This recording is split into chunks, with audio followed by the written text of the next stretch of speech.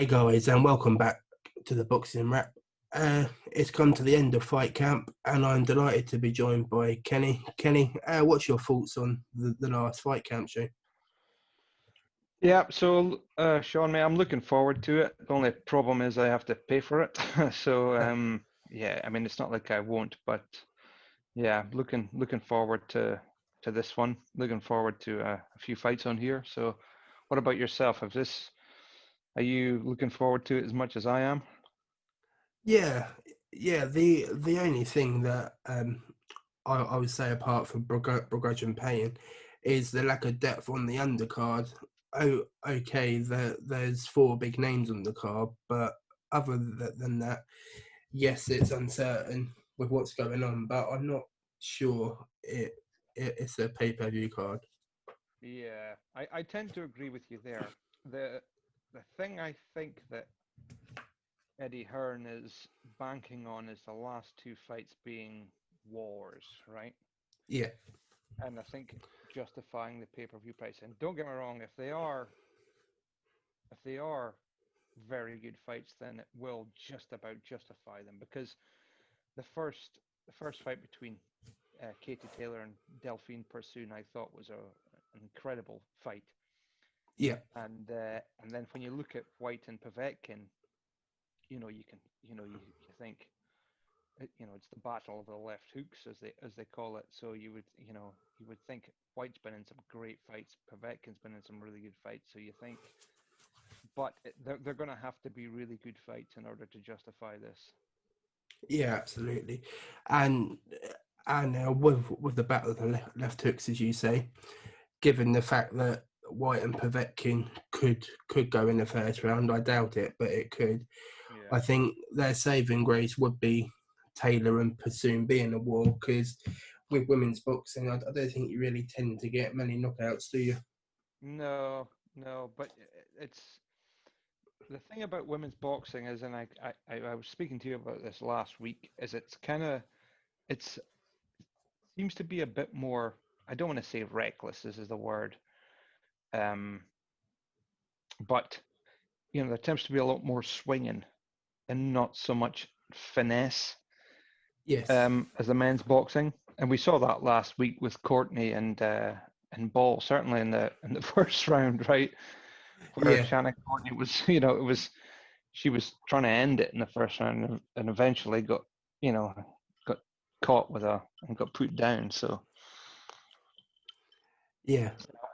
we'll see how this goes. But um, I'm interested, and as we've said throughout the previous fight camps, is that as long as the fights are good, and a lot of it is, you could have five fights here that are extremely one-sided, or they could be, I don't want to say 50-50 necessarily, but they could be competitive, right? And then, if you have the first three fights quite competitive, and then you have the last two as wars, then it's going to justify it. But Yeah. that remains to be seen. Yeah. So the first three fights, I think they're kicking off with Babbage and Winters. How do you see that fight going? Well, as I say, I don't know that much about either of these guys, but Babbage is obviously with Dillian Whyte, I think. So Yeah. he's only had three fights, I think. So, I mean, I suspect very much that Babbage is going to win this. Um, the thing about Sean Del Winters is he's had 9 draws, which is Yeah. extremely unusual. I don't know where the hell you get 9 draws from. I mean, where does that come? How do you get 9 draws? I have no idea. I mean, you see with fighters, they can go through 50 fights like fighters and have no draws, so nine Yeah, draws. yeah. I have, yeah, it's an incredible Especially, stat that is. especially when it's the majority of fights are on the 10 points must system, right? Where someone has to get 10 points and someone has to. So Yeah, weird.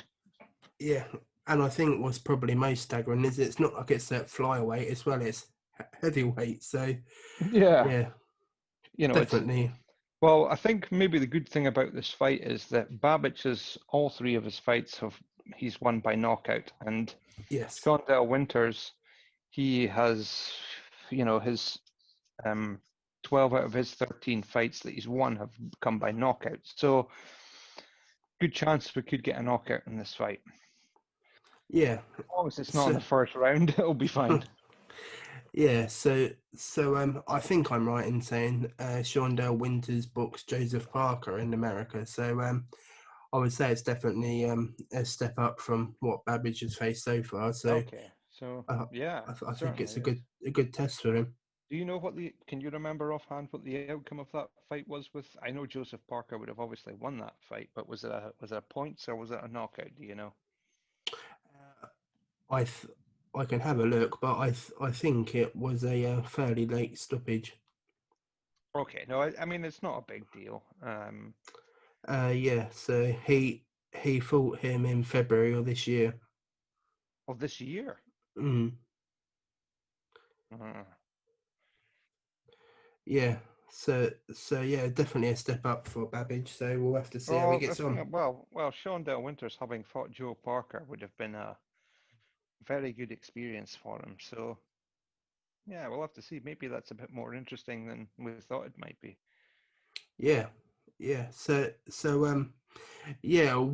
With this, as it's the last fight camp show, how would you assess before we go on? How would you assess the 3 weeks previous as a whole? Yeah, it's been pretty good. Um, I'm not sure it's been quite as good as Eddie Hearn has made it out to be, but it's been.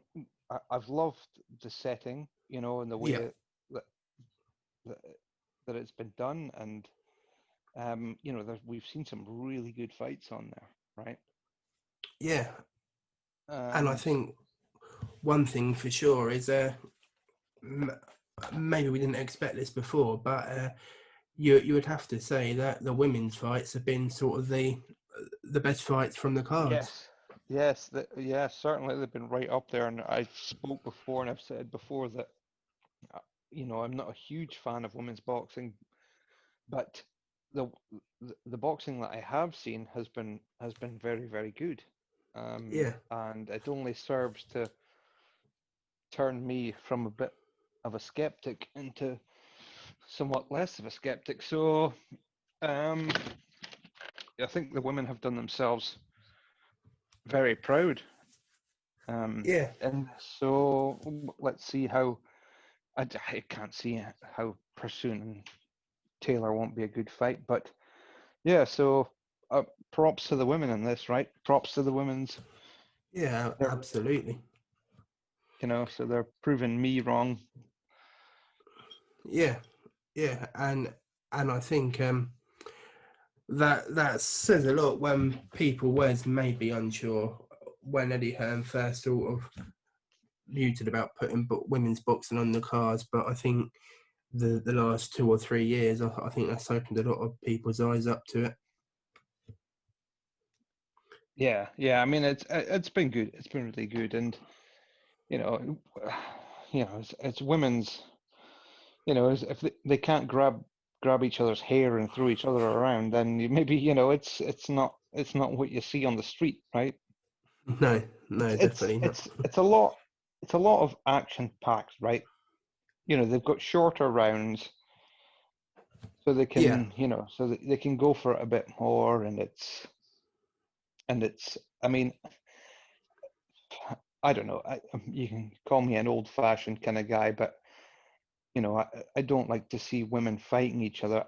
But I don't like to see people fighting each other as a general course. But inside a ring with gloves on is fine, and it's now yeah, the same for women for me, right? yeah, You know, absolutely. and as I said, we only have one women's fight on a fight card, and every time I see one, it's pretty good, right? So it's Yeah, certainly, I can't say anything bad about it now, right? I don't see. bad women's boxing. Certainly not on the Matchroom stuff. No, no. So the second fight is Jack Cullen against Zach Chelly. An interesting fight. I can't say I know heaps about these two, but if you listen to Eddie Hearn, it's going to be a cracking fight. Yeah, so I'm the same. I don't know that much about the guy. I know more about Jack Cullen than I do Zach Chelly, but as I say, let's see if Eddie Hearn's mouth is gonna is gonna hold up on this one as well. So as I say, the first couple fights has the potential to be good fights, and with being on a pay-per-view card, they kind of need to be. So yeah, we'll see. Looking Yeah, forward, cautiously optimistic on this one. yeah, and I would say maybe for these two in particular, they've got a chance to sort of steal Eddie Hearn's eye because I don't believe either of them are his fighters. So for them, it could be a life changing moment, and they could get signed and on the lucrative Okay, contract. yeah. So a chance for these two guys. Well, let's just hope that we can see a good fight. Yeah, That's all we're after, really. yeah, yeah, absolutely. So we move into the welterweights next. Luther Clay against Chris Congo. An intriguing fight. How do you see it going? Uh, uh, your guess is as good as mine. I know it's for the WBO Global Welterweight Championship, which I have no idea what that is. Um, so again, Chris Congo's unbeaten. Luther Clay's only lost once. Um, it's on pay-per-view. It needs to be a good fight, as well as the first two needs to be. Um, I can't pick a winner out of these two guys, I'm afraid. Yeah, yeah, I agree. And going back to the pay-per-view aspect of it, um, it's it's interesting in how they want to grow it because obviously, ordinarily you would have bigger names and bigger fights on there, but for these guys who aren't necessarily well known, given the fact there's been no pay-per-view boxing, it could be a big moment in these careers. So I guess they want to steal the show in that sense. Yeah, well, this is the likes of all these fights that have been on these cards, and especially this one as well, as this is a chance for these guys to get into the, I don't want to say household names, but this is if this fight's good, or this is this is the kind of people that you're going to remember, right? Because Yeah, we've had no boxing. So if either one of these guys, I mean, they've got pretty distinct names, right? You don't know many people called Luther, no, Luther Clay, you know, and you don't know many people called Chris, and you don't know many people with the last name Congo. So, like, lots of people Chris, but Chris Congo. So yeah, distinct names. If these guys can pull off a performance, if one of these guys can do it, then your name's going to stick, right? And then yeah, especially if your performance sticks as well, then you're going to stick in people's minds, and you're going to get more opportunities. So I say I don't know much about either of these two guys. Let's just hope it's a good fight, and yeah, absolutely. Yeah, and I someone might wins. have I might have Someone made wins. this one up, but was Luther Clay with Frank Warren? Don't know. If he was with Frank Warren, I certainly probably wouldn't have known about it, because I try to have as little to do with Frank Warren as possible. But there you go. Just not to say that I don't watch his boxing fights. But I mean, do you mean he's with Frank Warren as of right now, and he's No, fighting on a Matchroom card, or he switched? yeah, switched. I yeah, I'm pretty sure he was right Yeah. by him. Well, if that's, let's just see. Assuming he's the favorite in this one because he has the WBO Global Welterweight title. Yeah, So they're So obviously fighting for such a prestige belt in that case. yeah, yeah. So we'll see. I'd like to see what's going on there. So Yeah. So the next fight quite possibly could be the fight of the night. yeah. Katie Taylor and Delphine Pursoon. For me, it's quite a hard one to call. Oh yeah, yeah. I mean, so I don't. I am not sure. I don't think has Pursued fought since they fought in America. I think she has. I think she's had maybe one fight. Yeah, Now, if I'm, I don't know what Pursuan's really been doing since that first fight, but if the same Pursuan turns up that fought Taylor in America, I'm picking Pursuan to win this fight. And I'm not back against Katie Taylor because I am a real fan of Katie Taylor, but yeah, I just think that absolutely. Pursuan possibly should have been given that fight in America. And I'm much looking forward to this fight because the first fight was very, very, very good. Yeah, I must admit to my shame, I haven't seen the fight, the first fight, so I certainly watched that before Saturday night. Oh, have you not seen that fight? No, the reason was I was on holiday at the time. Yeah, I remember you said, yeah, Yeah, yeah. yeah. So I don't even think I've watched the AJ Ruiz first fight from the card. Well, I would certainly watch that first fight. It's a good fight, and it's a war, and I mean it ended up in Katie Taylor winning, but I think a draw would have been about the most fairest outcome. Yeah, But he, I mean, at points I was watching it thinking Pursue's winning, and if Pursuit had been given that fight as a win, I would have not complained at all. Um, yeah, so I'm hoping it. I mean, if it's anything, if it's the same as the first fight was, it's gonna be a great fight. yeah, yeah. And I think that's precisely why it's on this card because I'm I don't know the finances, but I'm guessing that they're not getting the sort of money, say if there was a Lawrence Okoli for his world title on the undercard. Yeah. So Well, don't yeah, get me wrong. This fight could be a bore fest as well, right? It could be. It could, it could be a kind of cagey kind of jab, jab, hold back kind of thing as well, because you won't, especially you won't have the crowd spurring you on. So this could be brilliant and it could be terrible. I think. yeah, Let's yeah. just hope it's brilliant. Did you see the comments Johnny Nelson made about Katie Taylor? No, I didn't. What did he say? So he was basically saying on these sort of kind of lines that maybe the fact she's been in America, I think since the start of the year, training basically, that she might have burnt herself out before the fight, which I thought was an interesting Hmm. point from him. Well, I mean, I don't know.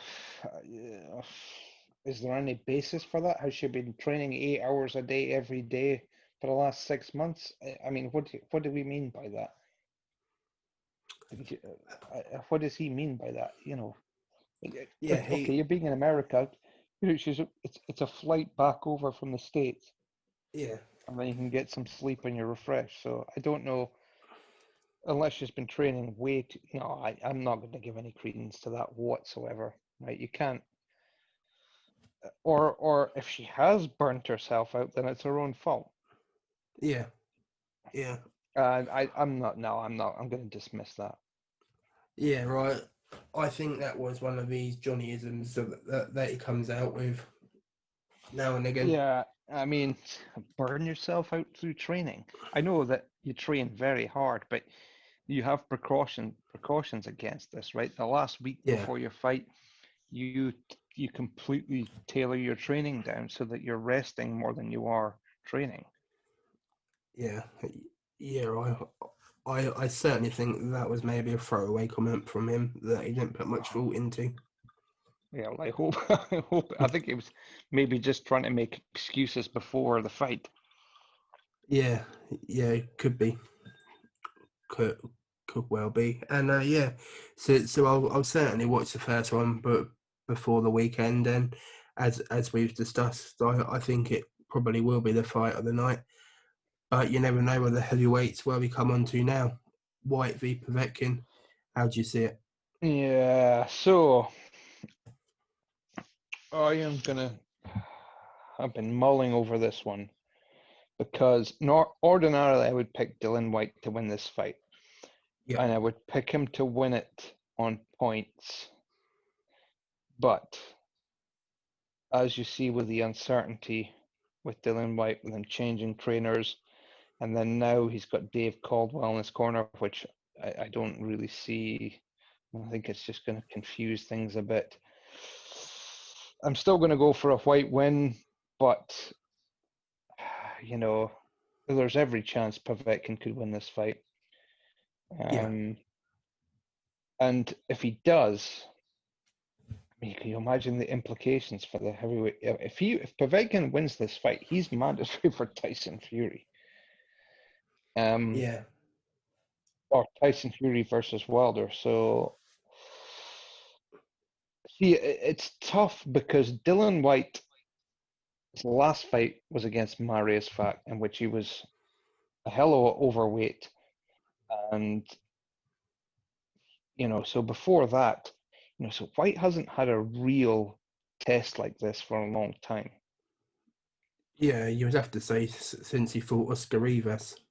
Yeah, so his last fight he was overweight, and then he had all the stuff around him. So it's very very interesting this fight. You know, didn't look great in his last fight. It's got a new trainer. It's got Dave Caldwell added to his camp.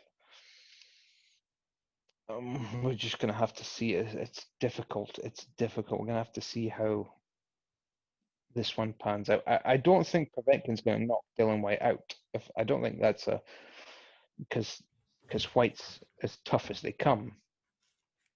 But then Yeah, I'm not sure if Whyte will knock Povetkin out because again, Povetkin is a tough kind of guy. It's just you just kind of got to look at how the time has affected Povetkin because I think is he 40, 41 now? yeah, And his last fight against Hunter. yeah. Which a lot of people thought he might have lost that fight, didn't they? Yeah, I would have picked Hunter for that fight if I saw it, but the first round, I think Povetkin was almost out of there. But Yes. what I will say about um, Michael Hunter was that Whyte doesn't, Hunter came straight out of the traps in that fight. And first rounds tend to be cagey affairs, and I think it will be in this one, right? Yeah. I think it's going to be, it might liven up as the fight goes along, but I certainly don't think there's going to be a first round knockout in this fight. No way. Yeah. And with Povetkin, even when he fought Klitschko couldn't stop him. It was a unanimous decision. So I think Whyte definitely had his work cut out if he is to stop him. Yeah. So, yeah, I say it would be impressive if Whyte could stop him in this fight, but, with Whyte having, the time off that he did and his last fight and everything, I think it's going to be a bit more cautious than usual. Yeah. I mean, I don't know too much about his new trainer Miller, only that he used to work with Don Giles. So take from that what you will.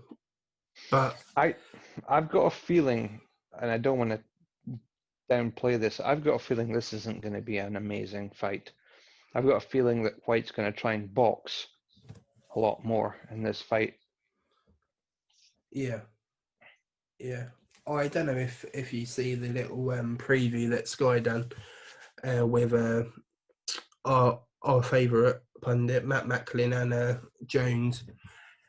They were saying with Dillian Whyte's jab that could get him in trouble because he's not like he's got a sharp, crisp jab.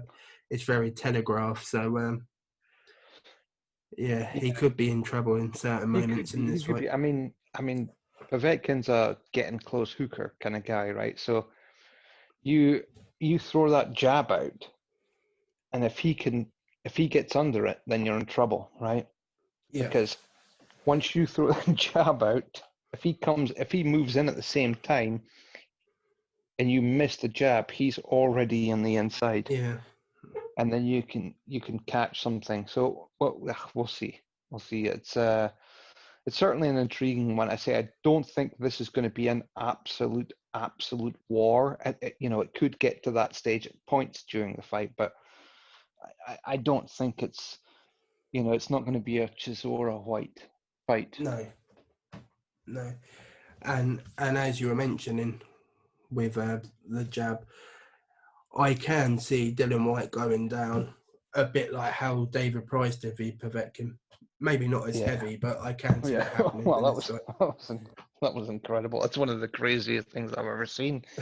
The Povetkin Price fight when Povetkin kind of landed on top of his head. Yeah, Price was dazed and just stood with his hands down, and Povetkin just looked at him and thought, "Okay." And that left hook he landed on his chin, man. Holy moly! Whack! I was like, oh, I remember watching it at the time. I was like, whoa, that was horrendous. I wouldn't have liked taking that left hook anyway. no, no. But a few rounds previous in that fight, I don't think Price was too far from stopping Povetkin Yeah, himself. So yeah. I mean, it, he had him going, but obviously Price isn't. Obviously, it's quite well documented that he hits pretty hard. yeah, It's just the trouble is he's not that good a fighter, no, no. and But yeah. I think he did show certain frailties that Dylan White maybe take advantage of with Povetkin. Oh yeah, yeah. I mean, Povetkin he's a tough guy, but he's not extraordinarily tough, right? It's not like if you land on him with any kind of great power, he's just as vulnerable as anyone else is. Um, so, but we'll see. But he's got that kind of short, stocky kind of.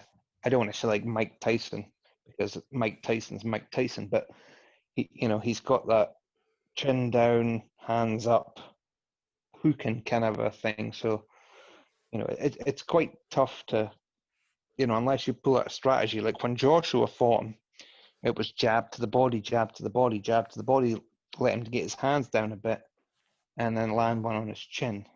Yeah, And I think Whyte wouldn't be completely out of the question to say that he might try the same kind of tactics. And this, in fact, yeah, I think it would be ideal for Whyte to employ the same kind of tactics. You know, yeah, absolutely. I think we will know maybe by sort of round 4 the trajectory of the fight, what Povetkin has left. And I certainly think by round 6, if it's not over, I think we'll have a good idea of the way that the fight will pan out. yeah, I think this one, I've got a inkling to say that this one is going to be kind of chess matchy. Yeah, I might be wrong, and I hope I'm wrong. I hope they just beat the shit out of each other for 12 rounds. But I don't think it's going to be that. It's not going to be like a Chisora Whyte. I don't think it's going to be like that. I think it's going to be a bit more chess matchy, sort of yeah, I Whyte think it. trying to keep the distance and Povetkin trying to get in and get out kind of thing. So Yeah, I think it may well be more of the sort of White Parker fight where it's sort of like that and then it catches fire sort of the last 2-3 rounds. yeah, yeah, but we'll see. But I hope it's not. I hope it's a war because I'm going to pay for this. So even so, if you got I'm almost certain that Taylor Pursuan's going to be a crazy fight. Yeah, But if we can get something on the first 3 cards, if we can get some decent fights on this first 3 cards, and then Whyte Povetkin is maybe not an amazing fight, then they might get away with it. But yeah, Yeah, I think I know I said it about one of the other cards. If it had sort of a fight like the Eggington Cheeseman card on the undercard, I could accept it a bit more as a pay-per-view, I think. Yeah, yeah. So we'll see. We'll see. As long as Johnny Nelson wears something normal, it will be a good start. Yeah, yeah. I can just imagine him now picking his vibrant shirt for his Well, I would imagine mahogany if shoes. he turned up in just a good solid, I wouldn't. I'd like to see him wear a pair of trainers, right? Yeah, Pair of white Adidas Y3s or something, right? Nice pair of trainers, a nice set of solid denim jeans, right? Nice pair of normal blue kind of denim jeans. Say maybe I don't know, Johnny looked good in white, maybe a nice white normal kind of shirt or a polo neck shirt. That'll do, right? That'll do yeah, for him, right? Instead yeah, of a probably a beige tweed jacket, a red shirt, um, you know, purple trousers, mahogany shoes, just completely clashing all over the place. uh, yeah, You know. yeah, So I'm hoping he's sensibly dressed on evening. Uh, yeah. dear. You can just see what the contrast is going to be. Him next to AJ on Saturday night.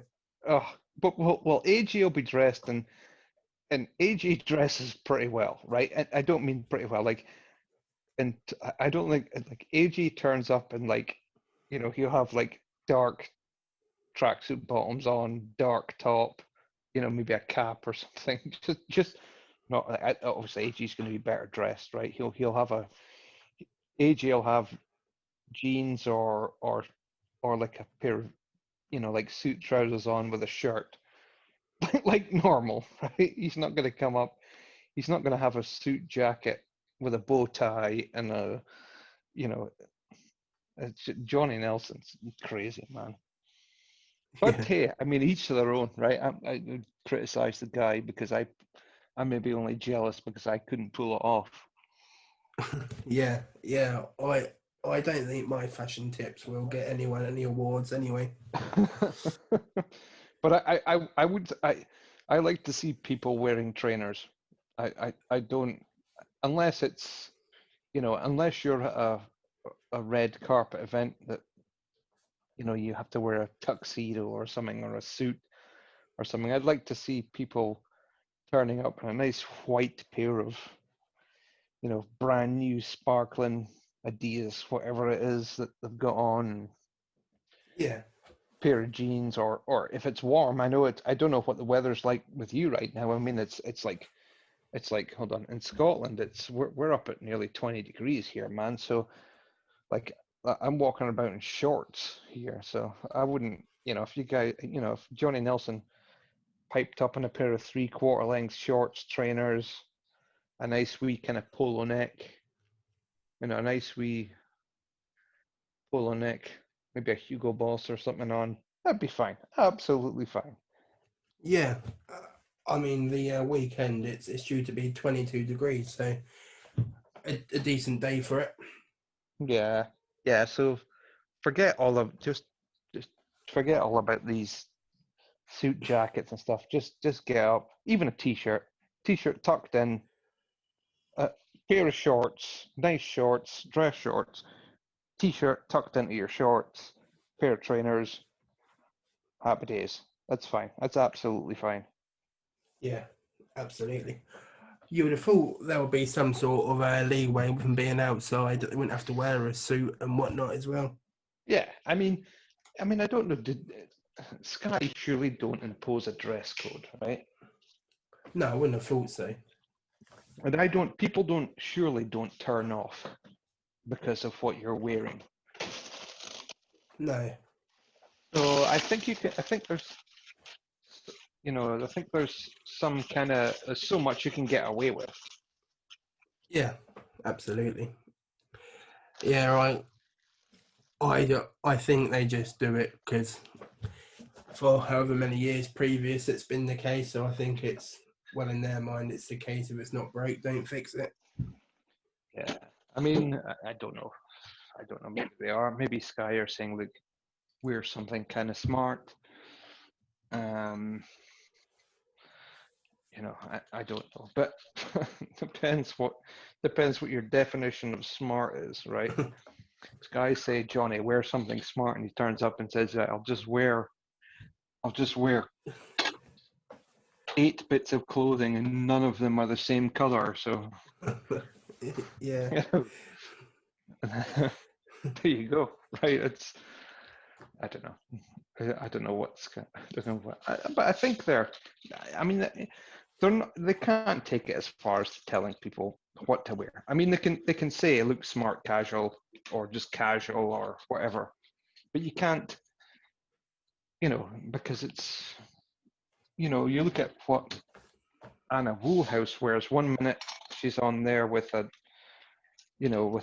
dress on that barely comes past her knees, and then the next minute she's wearing, she looks like she's a librarian. She's wearing as much clothes as you could possibly get on. So Yeah. I don't Yeah. think they regulate it to that much. No. No. It's not like they have to conform to a school uniform or anything, is it? So No. Although I wouldn't if I was working for Sky, I'd be telling them to provide the outfits, so I didn't have to wear my own stuff. yeah. And maybe that is why Johnny Nelson ends up in such ridiculous gear. Maybe it's Sky that's dressing him, Yeah. because from what I see from other interviews he does with other media groups, sometimes he's wearing nothing at all. Yes. Yep. Nah, well, so we'll see. So Yeah. I think they got the return of their big guns as well. I think Carl Froch and Tony Bellew are going to be on the broadcast as well, from what I just read. Carl Froch crawling out the woodwork for the big fights, is he? Yeah, I wonder. no I doubt wonder. he'll be on. I wonder what he does for what he's been doing for the last 3 weeks. I think he's involved with some sort of online poker tournament or something. Oh, is he? Yeah, Does he trying to win money? yeah. I think David A's involved in it as well. Oh dear. Yeah. Well, I mean, things to do when you're a retired boxer, right? Yeah, yeah. But I think it's a bit wrong. I understand why they do it to a degree, but I think people like Andy Clark and I know Macklin's not everyone's cup of tea, but I think they do a fair job on all the fights and they call them fair and okay, Andy Clark hasn't boxed in particular, but I think it's a bit unfair that they just wheel in people like Carl Froch for the Yeah, big I, I, fights. I totally agree with you. I mean, Andy Clark, his that guy knows far more about boxing than a lot of people, right? Yeah, So he must literally spend he must read, because he can't watch every fight that's on there, right? But he knows everything about everyone when he does. yeah, I mean, when he comes up to a show, like some of these fighters that have been on Fight Camp that I didn't know who they were, he's rattling off stats about them and amateur backgrounds and everything. And it's impossible to follow all of these fighters yeah, throughout their amateur careers and everything, right? So he must have a 9 to 5 job at Sky, and he must just have to research these fighters. And when I say research them, I don't mean just just reading text from a news article. I mean going back and finding videos of their fights and watching them, and yeah, then analyzing them as well, because he is like he's got so much knowledge about the fighters that I don't think there should be. I think you should have to be, in my opinion, the dream team for the fighting on Sky should be Andy Smith as main commentator and Andy Clark as co-commentator. Yeah, And I know I that agree. Andy Clark does the main commentator, and then he has someone else for some of the smaller fights. But I think if you've got Adam Smith, who is his voice is just made for the fights, right? He's got this when it gets exciting, he's got the voice for it, right? Like the Yeah, real. I don't know if gruff and brash is the words to use, but he's like the Sid Waddell of boxing. yeah, Do you remember Sid Waddell with the darts? yeah, yeah. You The know, he got darts. Yeah, yeah. When things were starting to get exciting, he really, really kind of got into it, and he had the voice for it, right? yeah, That's Adam Smith in that way, but I think Andy Clark is too knowledgeable and he's just too knowledgeable to leave him out there. yeah, I think he should be Adam Smith's co-commentator and just forget Macklin and Frotch and the rest. They can do after fight analysis and all the rest of it. yeah. I agree, and it must demoralise the people because it's not just Andy Clark. There's others on other Yeah, broadcast yeah, of stations, course. but yeah, it's a bit like, I suppose, to use a football analogy. If you put your reserve team to the FA Cup, they get to the final, then all of a sudden you put the first team in. I think that's Yeah, the best way you can probably yeah. describe it. That's a pretty good analogy, but it depends on what you're doing. It depends on how much you're getting paid, right? Yeah, If Andy Clark is happy with getting shunted off for Frotch and the likes of it, that's fair enough. But because he does, if he's getting paid a fortune to do it, well, I would say a fortune, because a fortune, he's probably not getting paid a fortune to do it. But if he's happy with what he's doing, then that's fine. And at one point, he probably will end up being. You can never know what happens in a year, right? That might actually happen. yeah, He might end up Be- being co-commentator. yeah. Because I would say, well, since Frotch has retired, what, 4 or 5 years, maybe longer now, but all the change at Sky really happened since now Jim Watt and, was it Nick Horlin? So that I remember. I don't know what happened to them because they would do. I remember Jim Watt was doing a load of Joshua's early fights, and then Yeah, I don't know what happened to Jim Watt, right? yeah. I think he retired.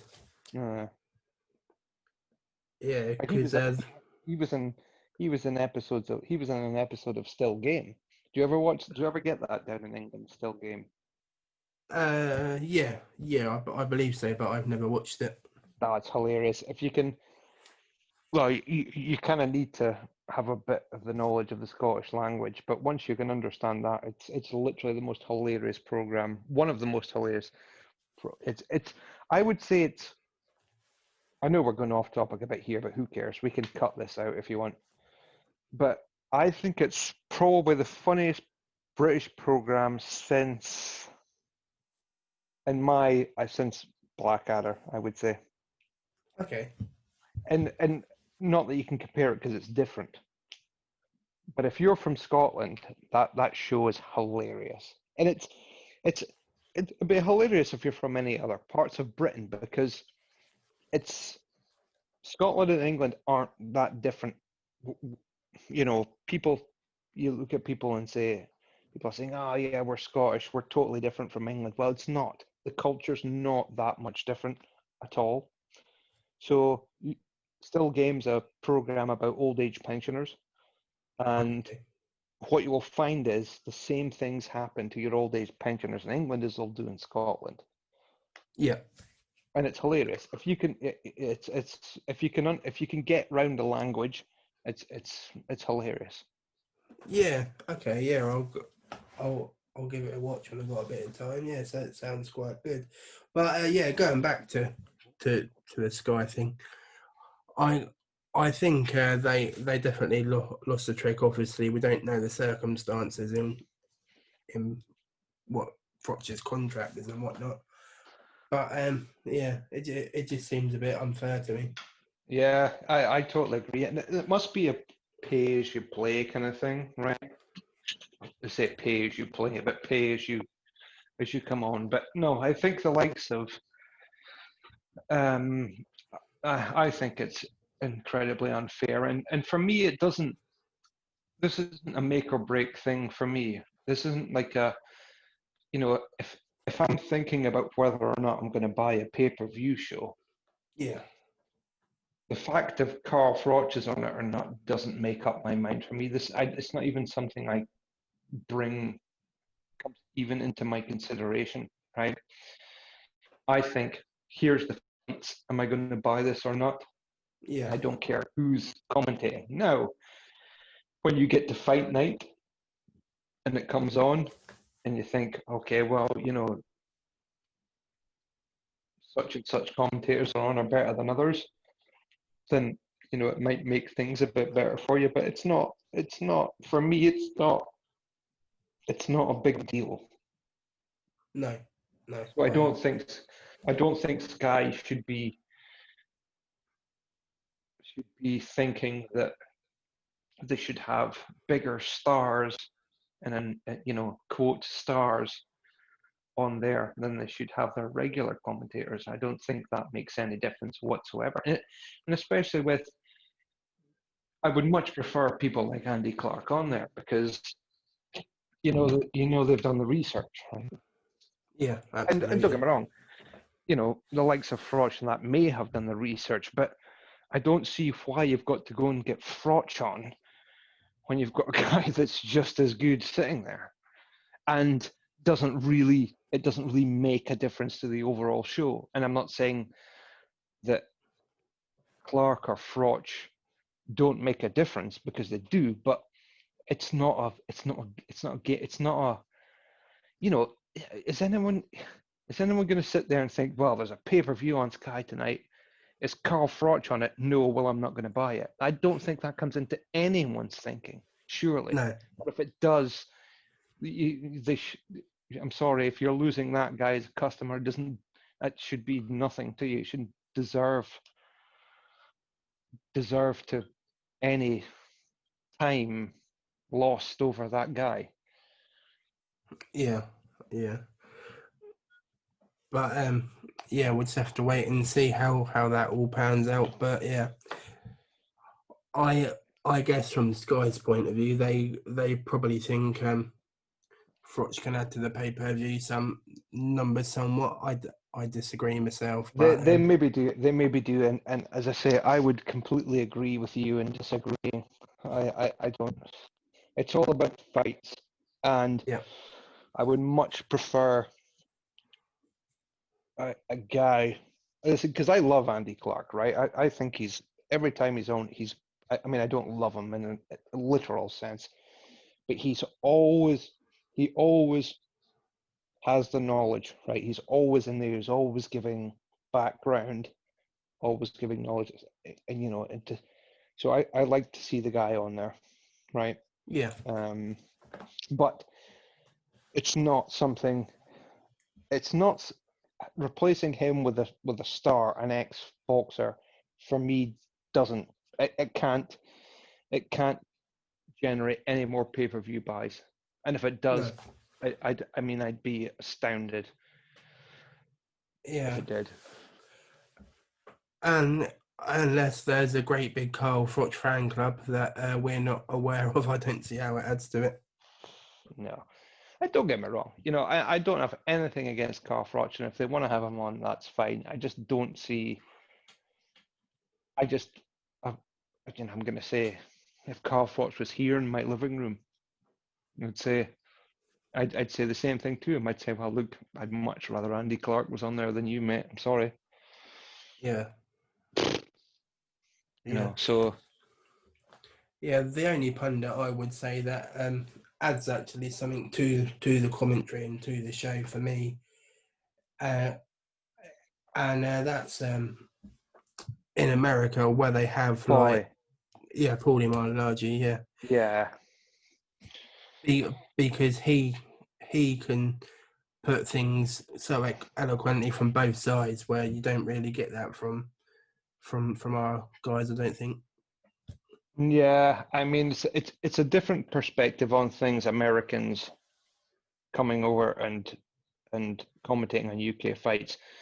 Now, I really liked Paulie Malignaggi because he was very honest, right? He didn't mince words. He always said what he thinks. Now, I know there was controversy with him in Showtime, Yeah, and he said the things he said, and that's fine.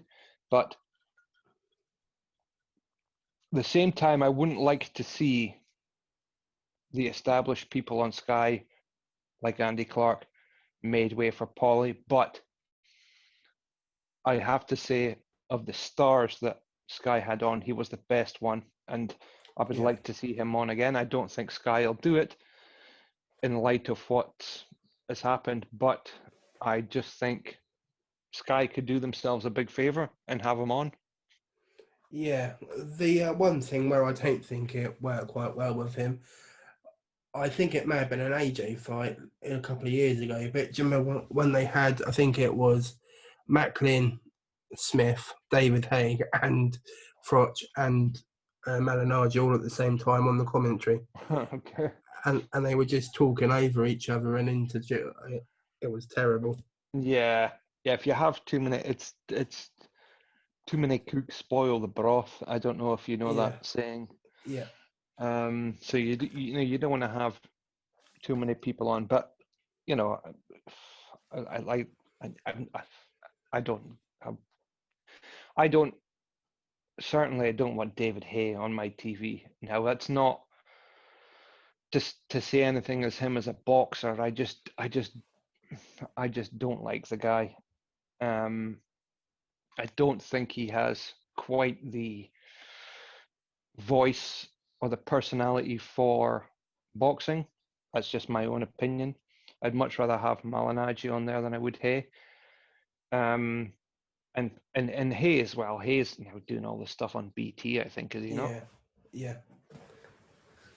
Yeah, the one thing I would say about that, which did quite amuse me, was as you know, I'm not necessarily a fan of the presenter that does the boxing on BT, and Hmm. Hay does keep showing him up with the knowledge of boxing, which I do find amusing. Yeah, yeah. Obviously, when you excuse me, obviously when you've got a boxer on, um, you're going to have to be careful in what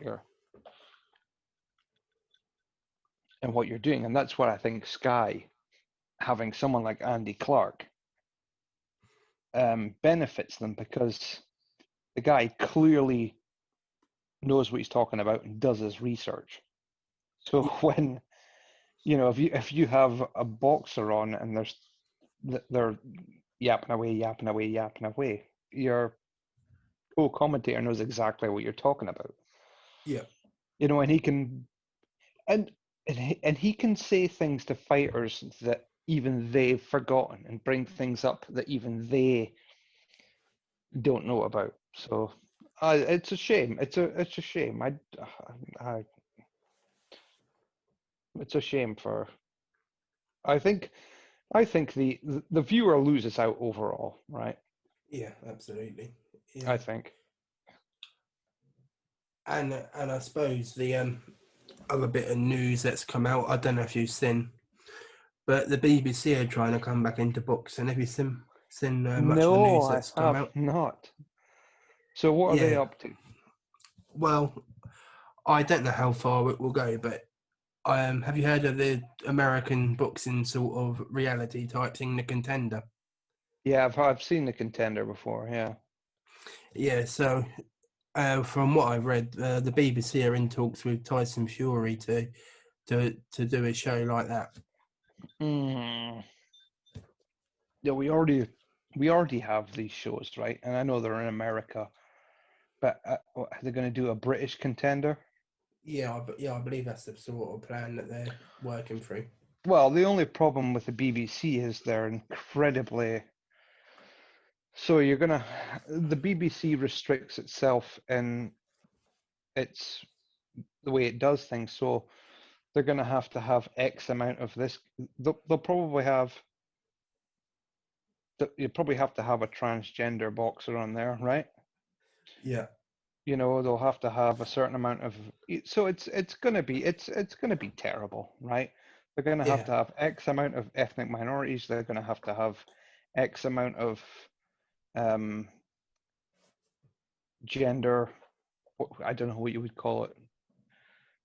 Gender fluid or fluid whatever they. people Yeah, on there. You're gonna have to be equally represented through everything.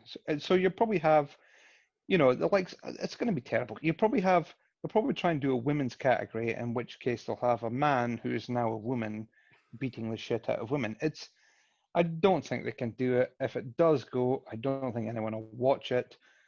yeah, Um, it's going to be terrible. It's going to be terrible before it even starts. And yeah, don't get me and wrong, it's I encourage, obviously, anything that's good for boxing but you can't have a woke,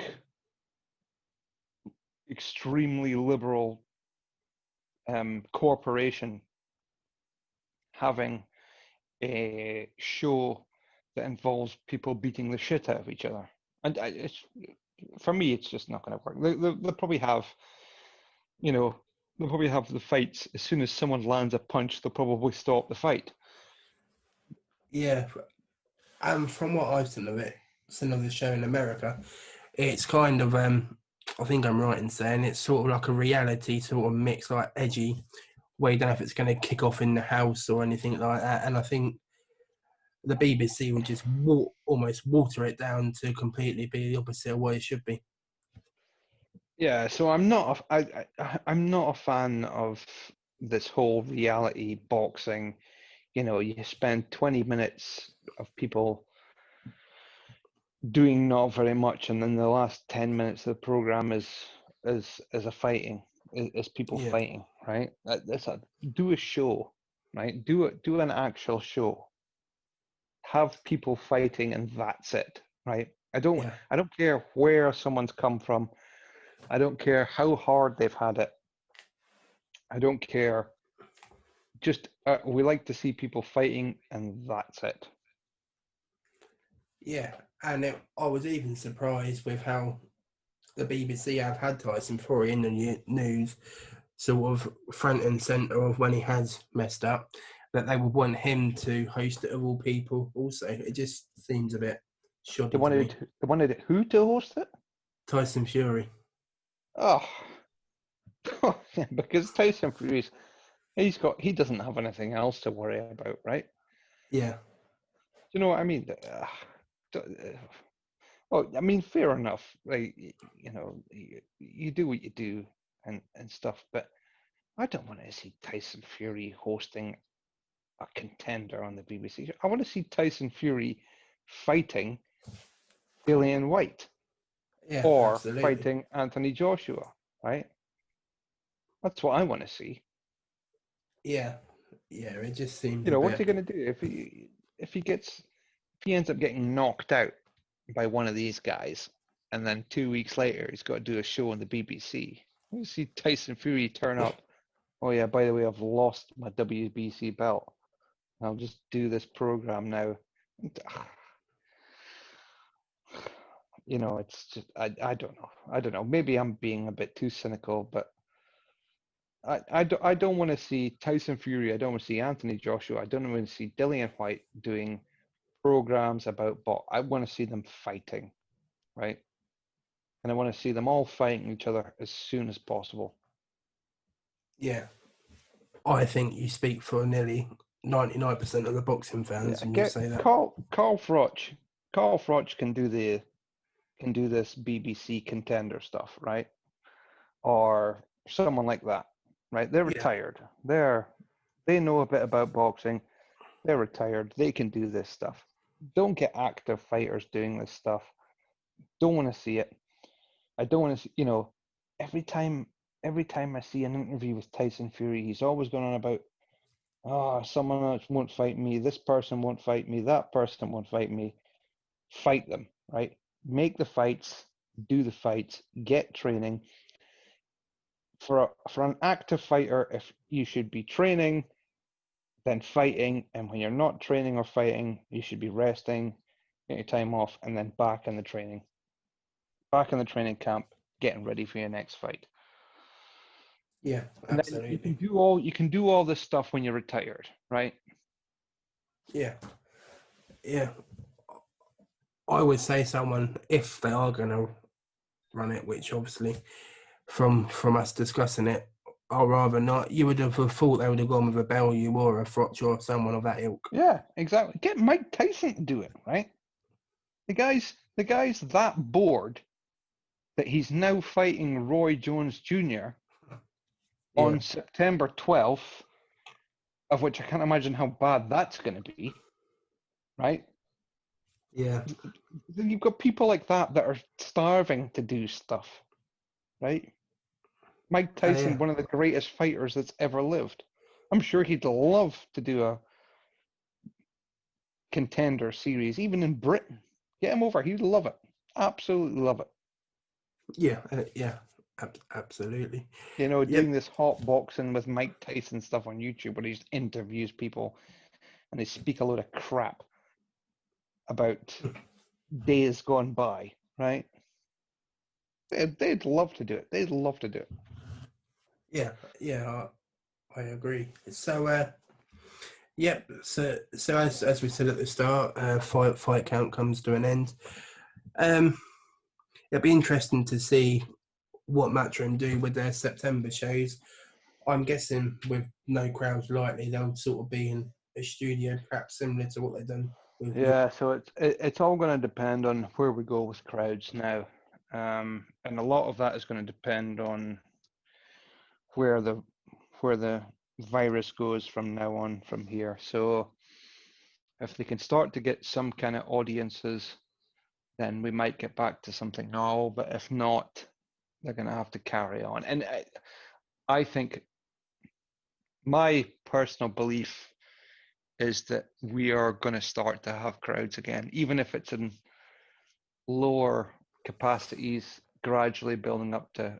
But I think in terms of, I think we'll have a vaccine, whether it's coming from the UK or it's coming from America or wherever, by November, December. I think we'll be back next year. I think 2021 we'll be back to full capacity crowds.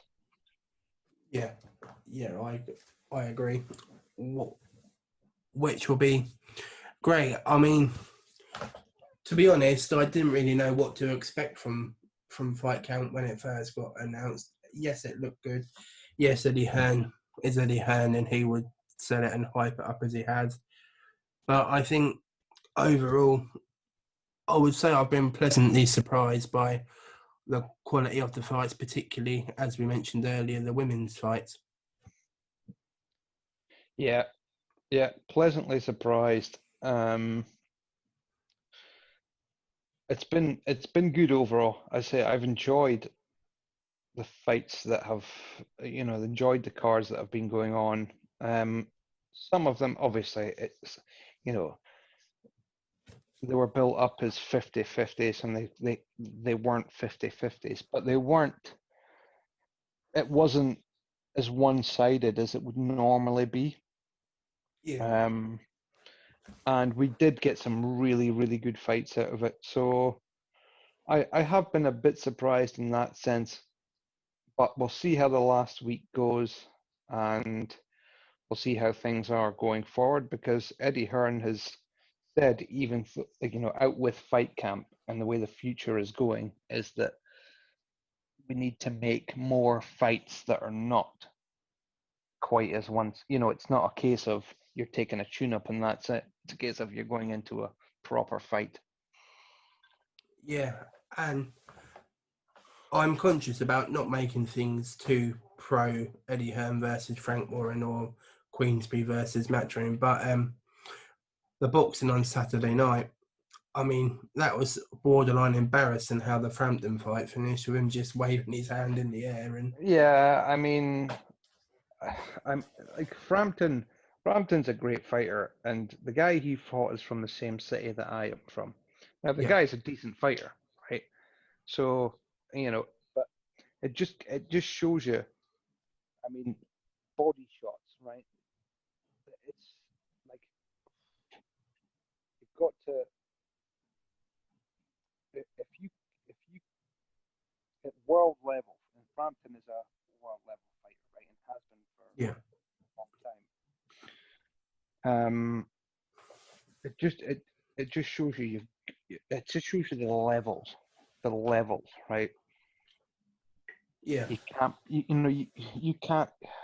I don't know. I don't know. It's when your main event, you look at this week coming up. You've got v uh, Povetkin v Whyte. yeah, You've got Warren's main event is Frampton, an incredibly ring rusty Frampton against a guy that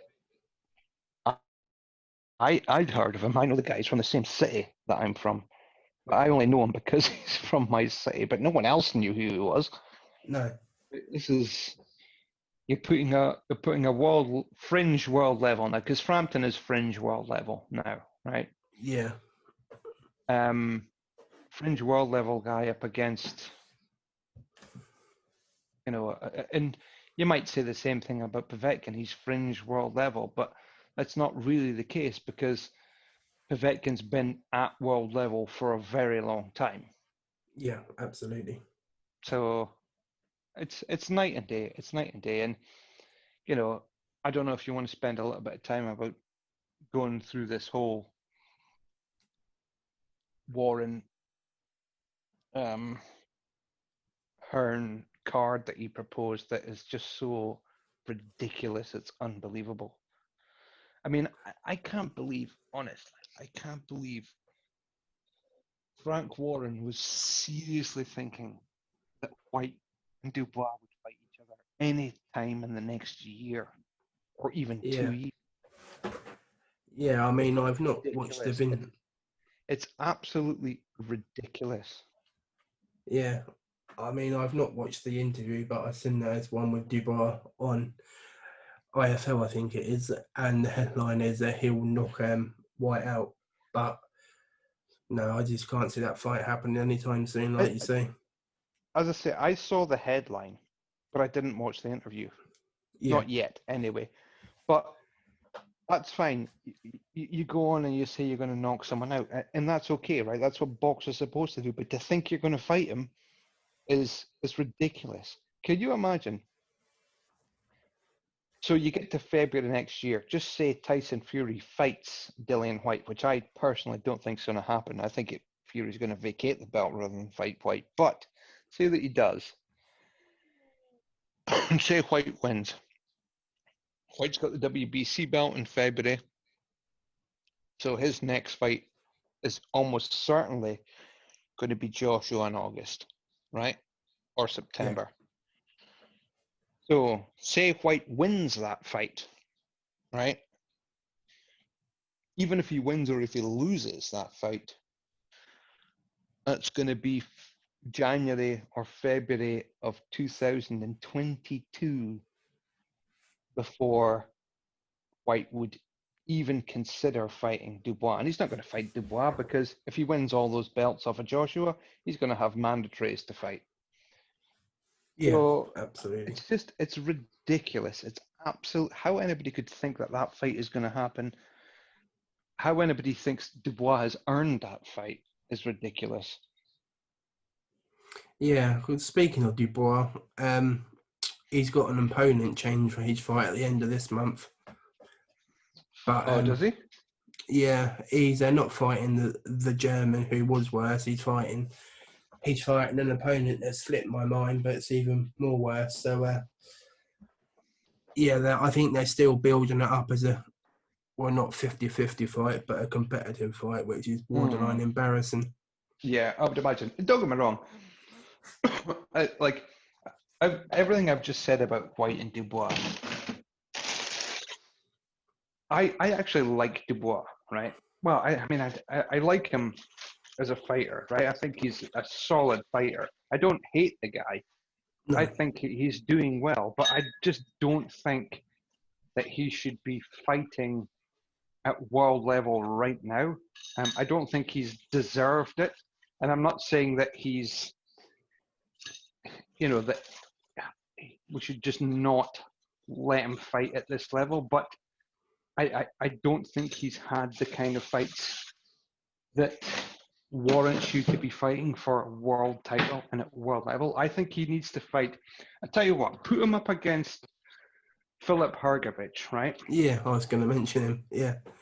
And let him beat Filip Hrgović, and then let him fight Hrgović, and then let's say, okay, he's the best young heavyweight out there. Let's elevate him up to starting to fight the likes of your Joe Parkers and your Takams and your even Derek Chisoras, right?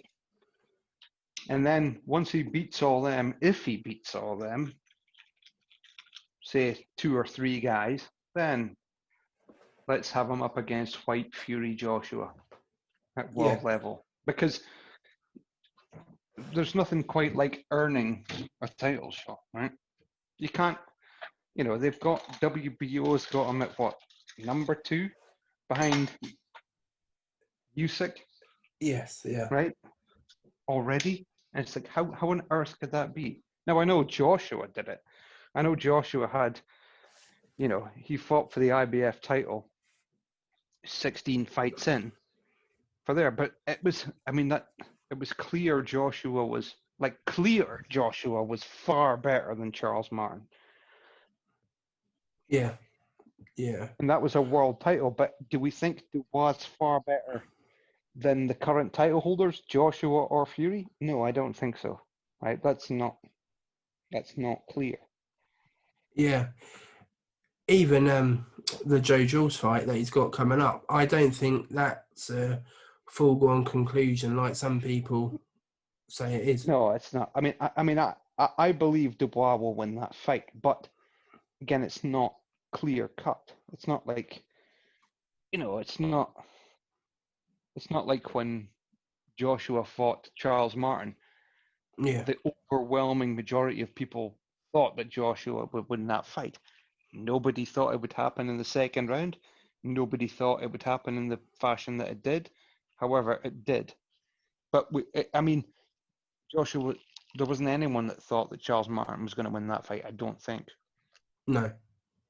That's how Joshua became a world champion, because the opportunity was there. Charles Martin wasn't the greatest heavyweight champion of all time. But when you match them together, you think Joshua's going to win this. And he's going to win it pretty easy, which he did. So that's how Joshua got a world title so easy.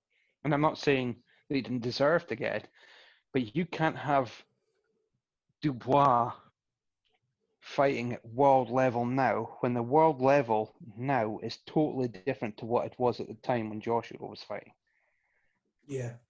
And the other thing I suppose you can say to that really is, who knows how long Fury will box for? Another year, maybe another 2. You would say that Frank will be sort of promoting Dubois as his golden goose. So would he really want him to lose at this stage of his career or in his next few fights? I don't think so. Yeah, this is the thing. You don't want a setback, right?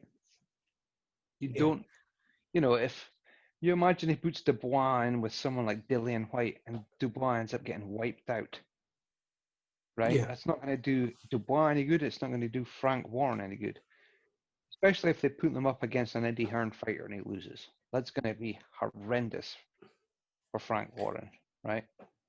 Yeah, yeah. But going back to the matchups he's proposed, I suppose the only one that aside from Joshua Fury, that people want to see is Buatsi and Yard. Yeah, that's a fight I want to see. Yeah, because That's a fight I want to see. I don't know who wins that fight, but and that's one of the reasons I really want to see it, is because I don't know who wins it. yeah, I suppose you would have to favour Yard. Well, I suppose boxing fans would, because who he's fought and who he's been with, but I suppose the promotion train and Sky and the hype would side with Buatsi. Yeah. Well, the thing I have, when I look at Anthony Yarde, I thought, well, he's fought Kovalev, right? So Yeah, that's huge experience right there.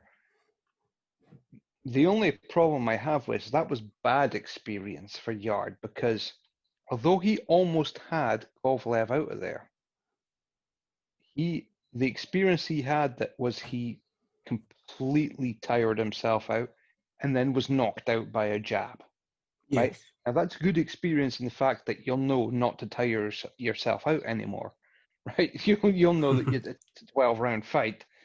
yeah, However, I'm not sure that that having learned that you have to fight over 12 rounds and not 9 rounds isn't something he should have learned already, right?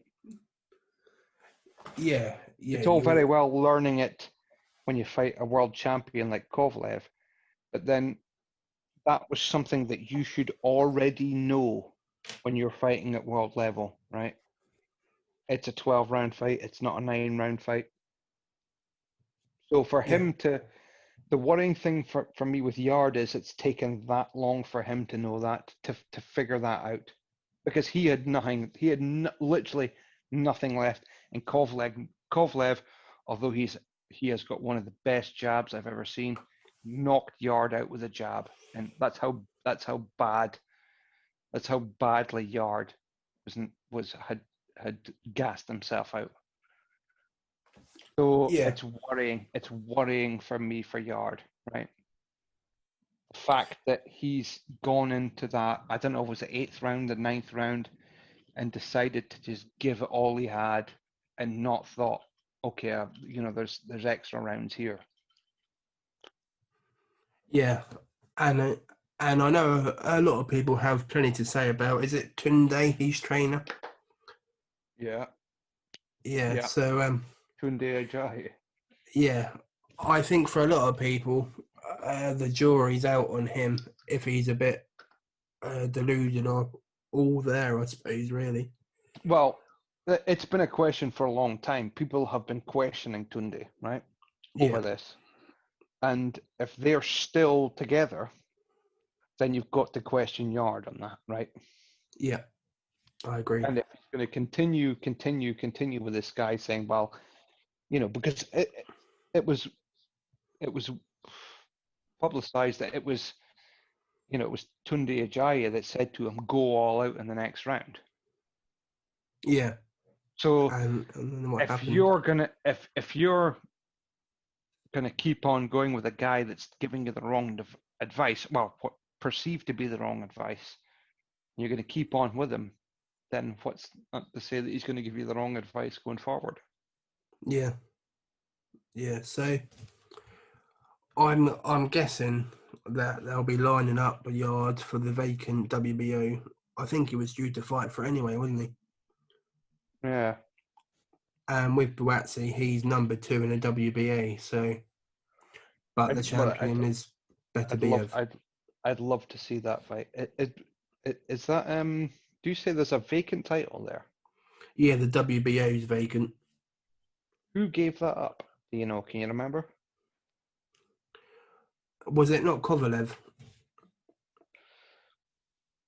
It's at super middle No, light or heavy. light heavy. Yeah, So Kovalev gave that, because is he he fought how did he Canelo, give didn't that he? up? Yeah, but did he give that title up to fight Canelo? Um, yeah, or was it not on the line? And I can't remember, to be honest. Let's see Well, if I can because find out. maybe because Canelo's gone back down to super middle, right? Yeah, So I think because he beat Kovalev and won those titles, so he maybe Canelo's had to vacate to go back to super middle. I yeah, think that must have been what happened. yeah. Canelo was the champion, so yeah, that must have been what's happened. Yeah. So yeah, that'd be good. You'd get Boazzi Yard. That would be that's a fight I'm really looking forward to Yeah, yeah, I agree. because it's a weird thing. See weights. It's one of a it's a phenomenon. If you look at the body type of Anthony Yard, stand him next to Joshua Buatsi, man, Anthony Yard looks like he's a bodybuilder, right? Yeah, The guy looks huge. You stand him next to Joshua Buatsi, who looks like a relatively kind of skinny guy. yeah, and I think that's what may have caused Yard to tire so much in the Kovalev fight. The fact that he's got manufactured onto him, right? Yeah, I mean, exactly. Yard's chest is huge Yeah, compared to Boazzi. Boazzi looks like he's just naturally that size, and Yard looks like he has to put a huge amount of muscle on to be that size. yeah, it would be interesting to see. I doubt he would, but if Yard would maybe go down to super middleweight. Yeah, well, I mean, he could. It would be lucrative for him at that weight because you could have, you could be fighting much bigger fights. You've got Canelo there, you've got Smith there, you've got Billy Joe Saunders there. Yeah, absolutely. The only thing is, I don't know if you've got to train yourself to get to that weight. I don't know how long Yard's been at light heavy for. So Yeah, yeah, good point. Yeah, but apart from the other fights that Frank Warren put on the proposal, I don't think that really any are feasible. no, I mean, so you had Whyte Dubois, which clearly won't happen. Watsy Yard, the really realistic one. Chisora's not going to fight Joyce. Certainly not No. in the next year. So it was just one of them things. And of course, what we haven't probably spoke about is Warren's new kind of friendship with Eddie Hearn. I don't want to say friendship because it's not friendship, but when you watch the IFL say interviews with Frank Warren, he's smiling. He's like, yeah, I just phoned him up and we will have dinner and everything. And it's like it's for me, it's desperation from Frank Warren, right? And the reason I say this is because it's not like Frank Warren's been like, yeah, I don't like the guy. Maybe we'll do something. Frank Warren has hated Eddie Hearn from day one, right? And to all of a sudden phone someone up out of the blue, and then all of a sudden you're having proposing to have lunch with them, dinner over speaking about fights. You don't just wake up in the morning and decide that someone you hated is now someone you want to do business with, right? Yeah, It takes like uh, for people that know human emotions, it's if you dislike someone, really dislike someone as much as Warren hated her, you don't just wake up the next day and all of a sudden say, I'm going to do business. It's something more than that's on the line, like your business. yeah, yeah, yeah. Like you say, it was definitely a bizarre move, and I suppose in a way it wasn't a surprise with Frank Warren during lockdown. I don't know if you've seen any of it, Sky Sports had like an hour a week on a Wednesday on Sky Sports News dedicated to boxing. And I did find it bizarre that Frank Warren was on there a couple of times. So it wasn't a huge surprise when he brought his proposal out. No, but I mean it's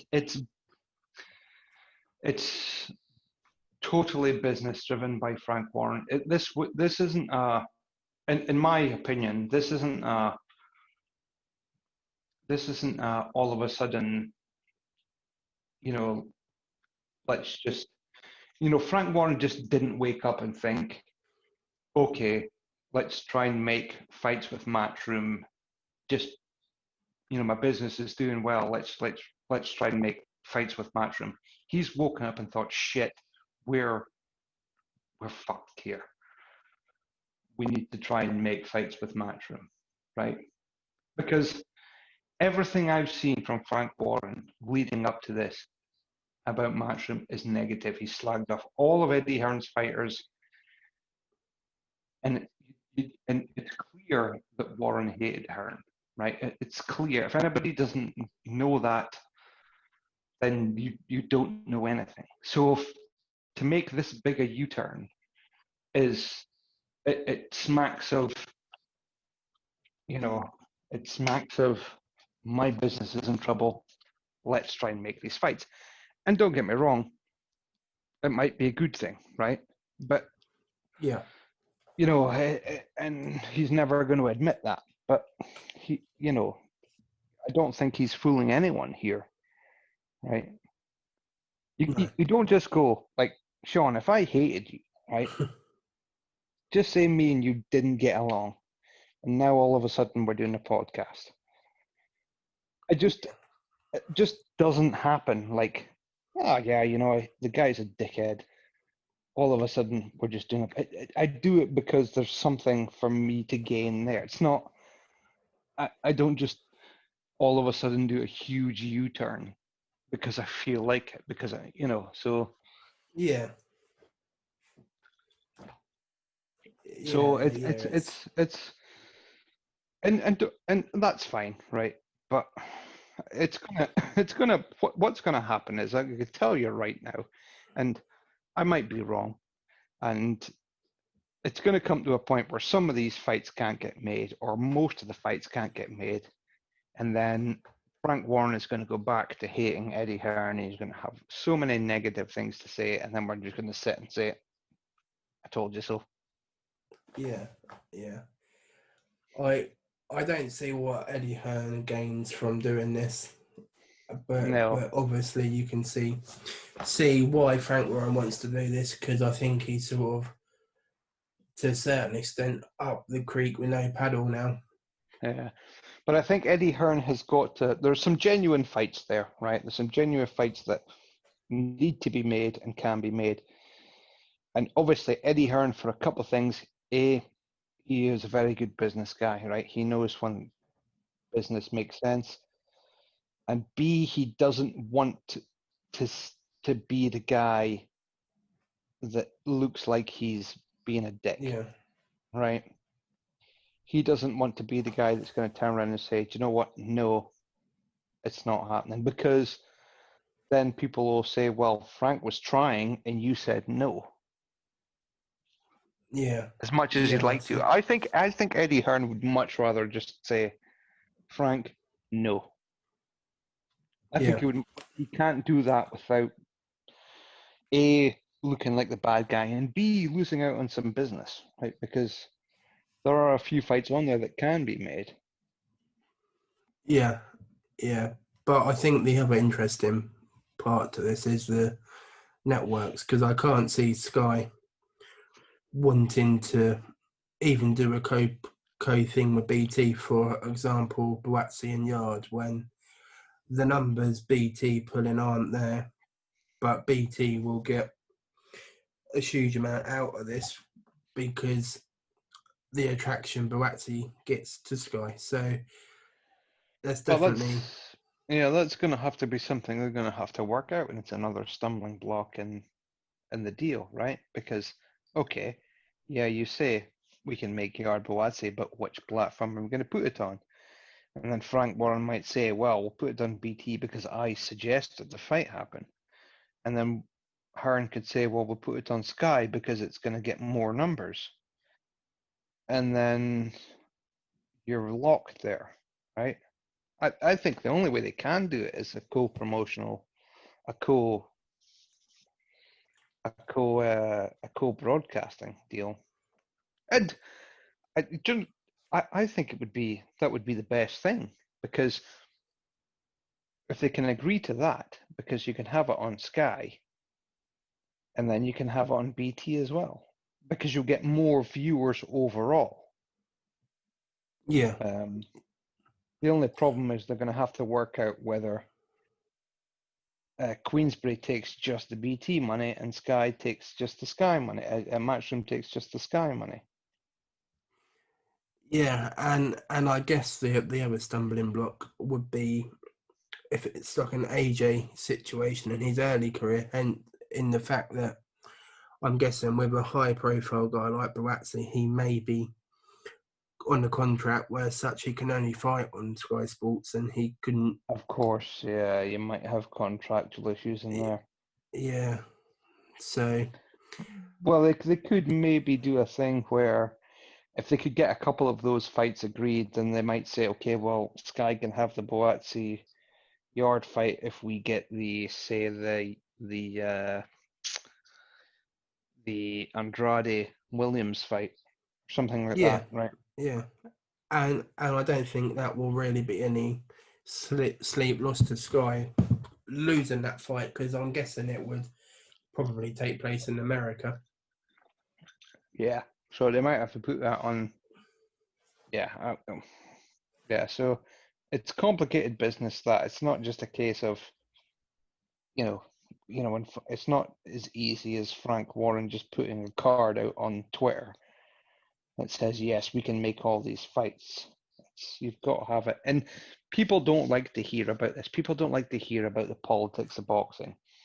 And I don't like to hear about it either. You don't, I'm sure you don't like to hear, but it's something that needs to be taken into account, because if you have to realize that the politics of everything happens, right? You have to take it into account, right? Yeah, People just say, "Oh, we want fights here and we want fights there," and you say, "Well, there's politics behind this," and they say, "Oh, we don't want to know about politics." And it's like, well, that's that's the way the world works, right? Like, I don't like the fact that. Well, let's not try and be too controversial here, but well, just have a look at Brexit, for example. Right? People are saying, "Oh, we just want to leave the European Union and that's it." And it's like, well, there are politics involved in leaving the European Union.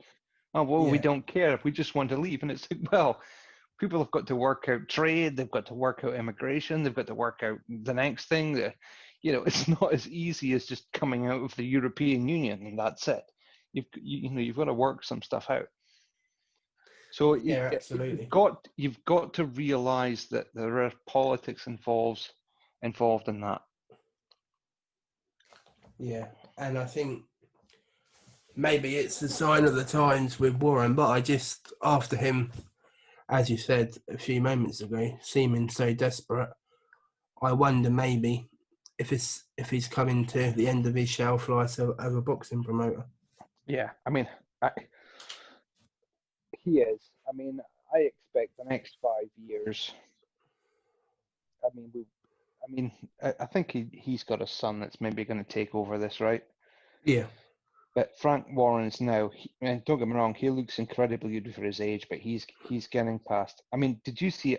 I watched, and this is obviously not to do with Frank Warren, but I watched an IFL interview recently with Bob Arum, and he looked, honestly, the guy just looked like he was about to die. And it maybe was not the greatest quality video, but yeah, Bob Arum, holy shit, man, that guy needs to give up, right? yeah, He needs to pass it on to someone, and I don't mean to sound ageist, right? But like his interview, he just looked like he was so tired and so fed up. And I felt sorry for the guy. I felt sorry for him. And that's going to happen. And I mean, that's like I feel sorry for Frank Warren. Most of his shows that he puts on, and he still has an obviously a good few fighters that he can comes up with. But when you watch an interview, but you watch a Frank Warren interview, and then you watch an Eddie Hearn interview, it's night and day. Yeah, yeah. And I think, no disrespect to them, but I think, it is a younger person's game, and, their stress at an older age. Maybe sort of they have to weigh up for them. Is it really worth it now? I'm sure they've sort of made enough money to have a comfortable retirement. Maybe Yeah, it's yeah. But everything's maybe a younger man's game now, right?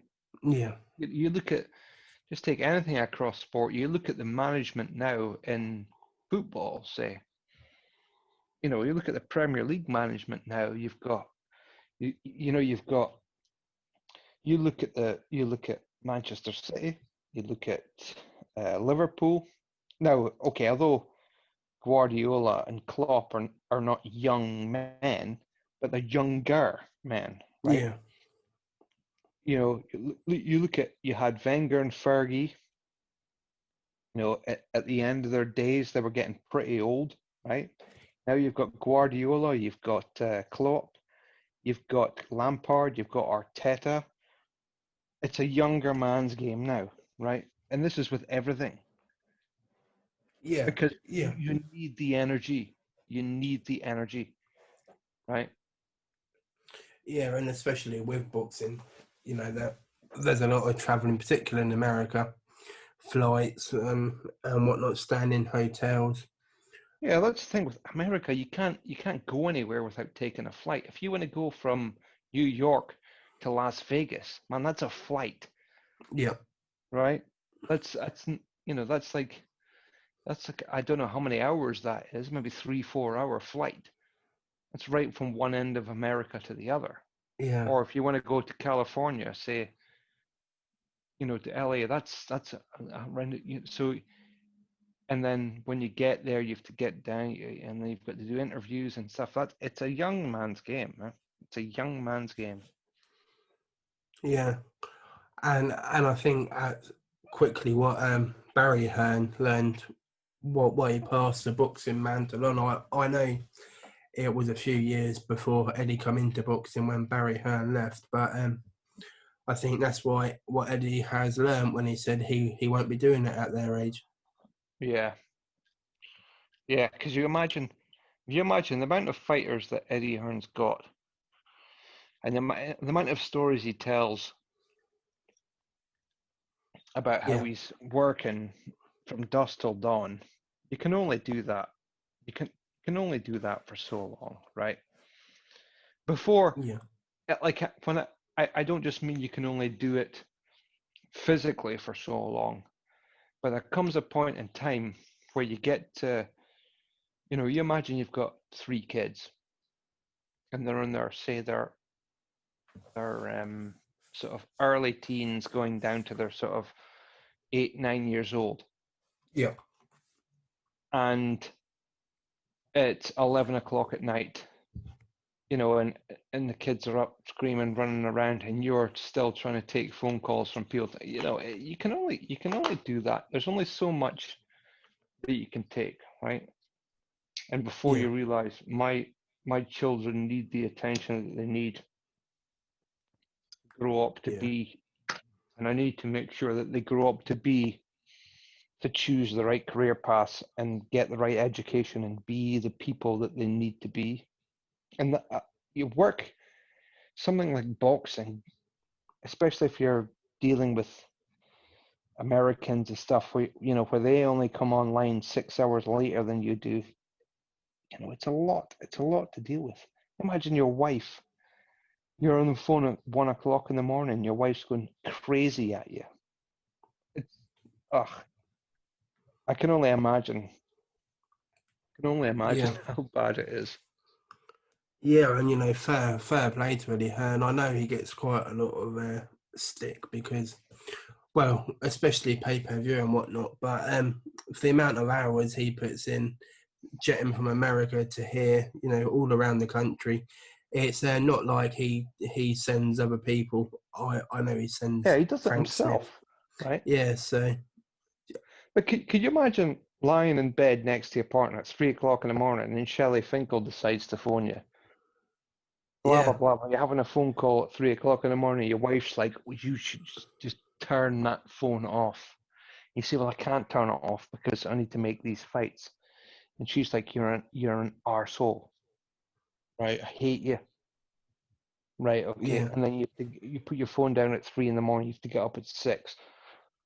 And then you get up at 6, getting ready, getting showered, ready to go. The kids are up. Your wife's in a foul mood because she's been kept up half the night by you on the phone. You imagine what that does on your family life. yeah, yeah, exactly. And I know people say he's a silver spoon or whatnot, and I think he's proved he's just as, especially with what he shows and everything. I think he's just proved he's just a normal hard working Yeah, person with yeah, and you can all the graft he's been. and you can say what you want about Eddie Hearn, born with a silver spoon in his mouth and everything, blah blah blah blah blah, and all the rest of it. But he, he, I would suggest that there aren't very many people that work harder than he does in terms of, like, okay, you might think taking a phone call and negotiating thing isn't hard work, like you're not bricklayer, you Yeah, know, but it's still it it's still, can you imagine 2 o'clock in the morning, tired as hell, having to answer a phone call from some crazy American, right? yeah, And you've yeah, got to try and be the best version of yourself that you can be to try and get a deal done at 2 o'clock in the morning. You know, I'd be phone up and this guy's saying, well, my fighter deserves £1 million more than what you're offering. You would just turn around and you would say, look, mate, just go and F off. I'm trying to yeah. sleep. You would. But you Yeah, can't do that, right? That's not that's not something you can do. You've got to say, okay, well, my wife's trying to sleep next to me, so okay, let's make it 500,000, right? Or whatever, right? I don't know, but it's difficult. It's difficult. yeah, yeah. But yeah, as we said, I don't see how anyone can fault him. I know people.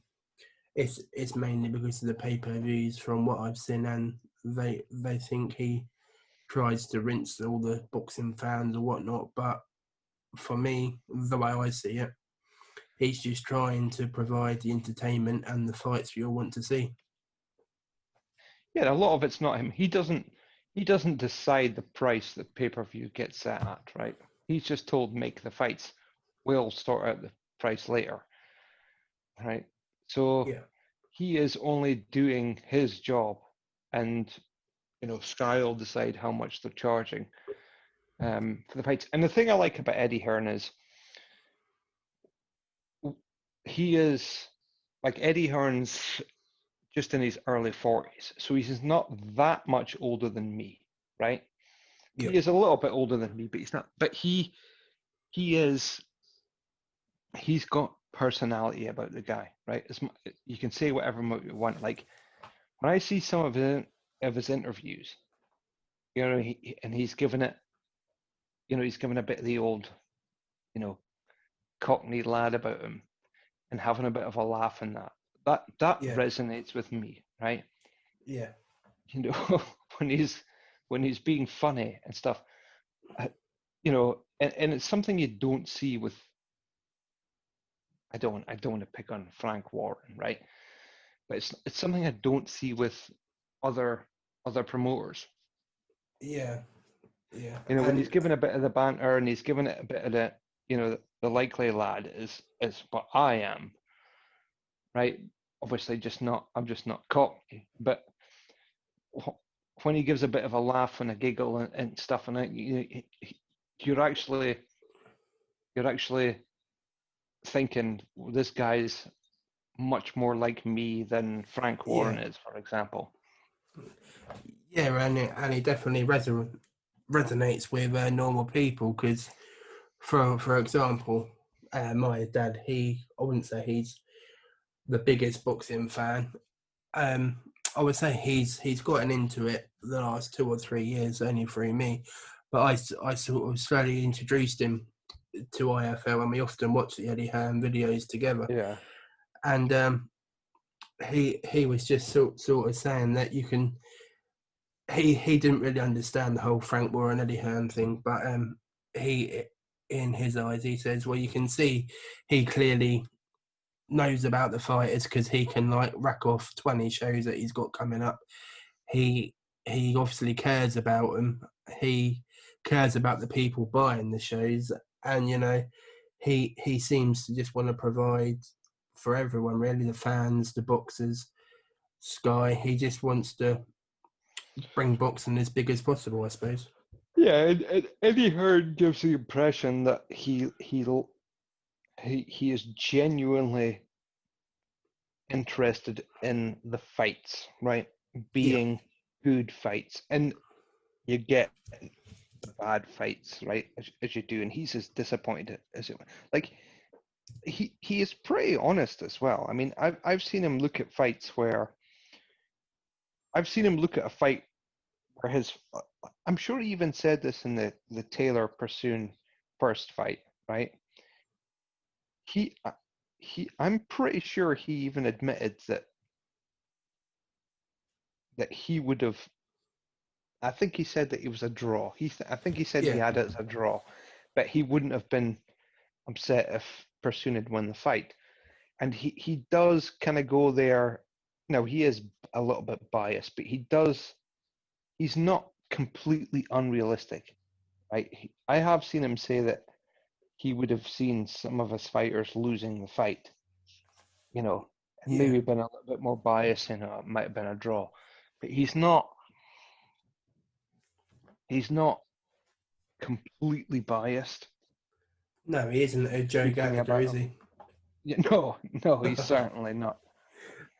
And Yeah, I don't know. He when I watch his interviews, the way he uses humor is brilliant for me, right? yeah, It makes watching his interviews it's a much lighter kind of, like they'll be talking about something serious and then he'll just break into a joke and da da da da da, and it just resonates more with people, I yeah, think, than it does with um and a lot of people say, oh, this guy's just a cocky cockney bastard, and it's like, well, the guy's hilarious, right? it yeah, doesn't you know it doesn't matter if, you can think what you think about fighters and blah blah blah and the rest of it, but the guy is trying to entertain people, right? yeah. And even when he touches on the sort of serious things, whether he does or not, he seems to sort of have a respect, or maybe not respect, but he seems to care about what the people think watching the IFL interviews and things like that, which I think with Yeah, Frank he Warren, I yeah don't he think. that's the thing, he genuinely does care. Like some of the funniest things, someone put together a compilation on YouTube of Eddie Hearn in response to trying to make the Deontay Wilder Anthony Joshua fight, and it's hilarious. It's the most hilarious thing you've ever seen in your life. Now, what I couldn't believe, it's ignorance. That's all it is. So what I couldn't believe at the time, I was talking to people when the Joshua Wilder fight was trying to be made, right, Yeah, over a course of a year or 2 years. I was talking to people and they were like, "Oh yeah, Joshua's turned down the 50 million fight from £50 million offer from Deontay Wilder. I was like, guys, are you serious? I was like, hey, do you watch any news or boxing? Because you can't, right? You literally can't watch this if you think that it's only Joshua that's turned this fight down. And like, yeah, well, he turned it down. It's like, well, he can't. He couldn't take the fight because the fight was going to be on a different network from the one that he signed to. Yeah. And these people didn't know this, right? And then you have a whole series of interviews with Eddie Hearn that explains this, right? He did about 100 interviews where he explained it all away, but people weren't watching these interviews, right? And Yeah. I don't know where these people are getting this stuff from. And I don't. Yeah. Weird. It's weird, but it's all through ignorance. It's all through. It's one of the biggest things I see. People just see something, and once they see it, they just believe it and don't take any other opinions or views from anywhere else and just believe it. That's the thing. A lot of people in the country that I live in, although yeah, okay, I still live in the UK, but in my country, Scotland, seriously believe that Joshua was scared to fight Deontay Wilder. And I have to tell these people, are you insane? And they're like, oh yeah, because Deontay Wilder offered him $50 million, which he said he would take. And it's like, well, that wasn't a serious offer, and he couldn't take it even if he wanted to. And Yeah. then I say to them, well, what about the $120 million that Wilder turned down? Oh, I didn't hear about that. Oh, well, okay, that's that doesn't mean anything then. Like, if you didn't hear about it, then it doesn't mean that it's not true. Yeah, I think it goes back to the wider issue of people only having blinkers and only seeing what they want to see and not delving deeper into anything. Yeah, it is. It's like people thinking that, like, there's a huge thing. People think that, and a lot of this comes up in Scotland because a lot of the older generation, there's people that think that Mike Tyson, for example, is the greatest boxer that's ever lived. And I'm not talking about heavyweights, I'm talking about all weights, right? Right. And then I say to these people, well, what about the Buster Douglas fight? And they say, well, he didn't train for that fight. And I say, well, okay, well, that's not true, but say that it is true. Well, it doesn't matter, he still lost the fight. Yeah. Oh, but he didn't train for that fight. I was like, well, okay, but he still lost the fight. So if you're the greatest boxer in the world, you train for all your fights, right? Yeah, exactly. Yeah. Oh, okay. Well, you know. So, and then I say, well, what about the fact that the 80s was not really a great era for heavyweights? And they say, yeah, well, the 2000s and Vladimir Klitschko wasn't a great era for heavyweights. It was worse. I was like, well, yeah, I agree with you. However, still doesn't negate the fact that Mike Tyson was fighting in a weak era for heavyweights. Oh Yeah. no, blah blah blah blah blah blah blah. And it's just like, guys, come on. Let's try and be a bit honest here. And I'm not saying that Mike Tyson isn't the greatest heavyweight ever, but when you challenge something that people don't know about, you just get moot answers from them, right? Yeah, absolutely. Yeah. So yeah, so back to where we started then. Fight camp finale over. Would you say that either Povetkin winning or Pursuing winning would be a major upset? I don't think if Pursoon wins, for me personally, I don't think that's going to be an upset. I think if Katie Taylor wins, is going to be more of an upset than if Povetkin would win. I would say. Right. Um, I would say don't rule Povetkin out really because he has a lot of experience, and Whyte has his last fight was rather tokenism, and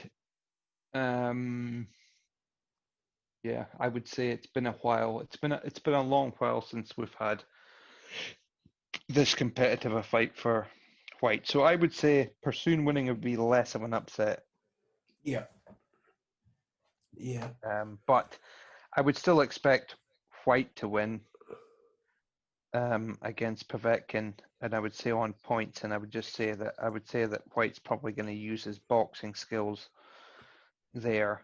But Taylor, in fact, I would be extremely proud of Katie Taylor if she beats Pursoon because of how hard the first fight was, and I can't see this fight being anything other than a complete war. Yeah. Yeah. With Katie Taylor, it's hard to see if she does win and does get one of the other big fights, how long she'll carry on for, because there's not really much left for her to achieve in boxing. Yeah,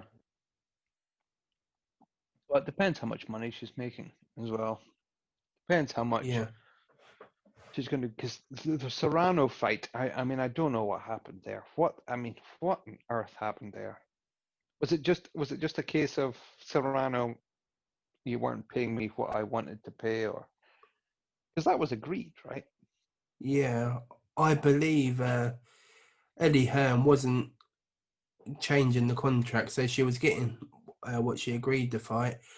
I just think that she didn't want to fight in his back garden. I think that's what it come down to. I mean, well, we don't know. I mean, when are you going to fight? Because this could go on for the next year. You know, Yeah, yeah, quite we might easily. not have crowds ever. Well, not ever, but we might not have crowds for the next year, 2 years, 3 years. Depends how long it's going to take. So this is, for me, the Americans. It's getting beyond a joke for me now with the Americans and their money, right? Yeah, and it all got out of Because Serrano wanted more money, right? This was the whole thing. They'd yeah, agreed. They'd agreed on everything, and she wanted more money at the last minute. Am I wrong in saying that? and no, yeah, that's correct. So they're starting to take the Mickey a wee bit here, right? They're, and I am, as I believe I have stated previously, I say that you have to take, like you have to take politics into account, right? You've got to realize that there are politics there, which people don't see. But this is getting beyond the joke now. For her to turn around that fight and say that she wants more money, and when I look at Deontay Wilder with his ridiculous demands to fight Joshua, Yeah, for me it's really starting to grate on me now. And this is a guy that understands the politics of boxing and takes it into account and realizes that there's politics there. But you know, this is it's starting to get it's starting to gripe on me now. yeah, yeah. I think it's definitely got ludicrous the whole money thing, and I think it was all started when the PBC was formed, really. Yeah, because that is the PBC. I mean, they must be really, really, really struggling right now because they were struggling before the pandemic. They must be really struggling right now. Yeah, I think I'm right in saying they've got something like 6 pay-per-views in 7 weeks, haven't they? Oh, fuck. It's, I don't know, it's but they are yeah, not. They're not going to do very well at all. yeah, yeah. It's something like that. They've got the Charlo. He's on one. Ah, Yeah, because none of them the only pay-per-view fighter they've got is Terence Crawford is Errol Spence, right? And he was in a car crash and hasn't fought for ages, so his first fight is going to be a tune-up. I don't know who is. He's fighting Danny Garcia, is that right? yeah. So, I mean, that is borderline criminal that even that's going to be on pay-per-view. I suppose the only pay-per-view star that you could say they have, I don't know how big he is Geronta Davis. Not a pay-per-view star. No, he's not done enough. Even No, Errol Spence's fights, I'm sorry, I'm not having Gervonta Davis. Well, I'm not going to pay for it because it's Americans, but I don't think Americans are going to pay for Tank Davis to be on pay-per-view. I mean, who else have they got on pay-per-view? Charlos? yes, Are we going to have the Charlos? Really? Oh my God. I'm yeah, sorry, I don't think that's going to do very well. yeah. Davis and Leo Santa Cruz. That's another one pay-per-view. Oh, Um, no. yeah. Well, I I mean, think do it, but I mean, I don't think they're going to do very well. no, no. As exactly. I think it's all Steven Espinosa's plan. I'm not sure if they've split them between Showtime and Fox or if it's all on Showtime, but not at $85 a pay-per-view, and No. they got 7 coming up. Okay, like if you're paying $20 or $30 for a pay-per-view, fair enough. But these guys are charging 70, 80, $90 a pay-per-view. People can't afford that, man. Yeah, Especially it's now, especially with I know Trump's doing really well and getting the jobs back after the corona or the China virus, as he calls it. yeah, But it's people are barely watching the NFL in yeah, and America, right? yeah, and I think they've cancelled their college football, haven't they? Which is a big thing over there. Yeah, well, the ratings on the NFL in America are down about 50%. Right. Okay.